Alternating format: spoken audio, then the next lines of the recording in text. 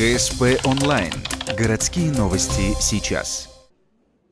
В Севергеофизике прошла презентация книги «Категория трудности». Автором произведения стал Анатолий Цыганов, писатель, посвятивший свою жизнь геологии.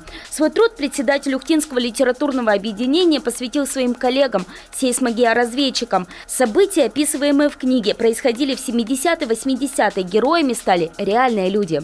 Радостные и печальные ситуации, курьезные и неожиданные встречи – все это читатель найдет в произведениях, повествующих о бытии и работе романтиков Севера, геологах-полевиках. В книгу вошла повесть «Категория трудностей» и ряд рассказов, также о жизни полевиков, в книге я описываю их быт, жизнь и в основном с юмором, с выдумкой, как там всегда работают.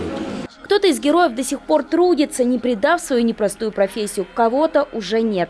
Не дожив всего месяц до презентации, автор вступления, заслуженный геолог России, министр инвестиций, промышленности и транспорта Коми Николай Герасимов. Но он, как и все остальные персонажи, теперь навсегда вписан в страницы категории трудности.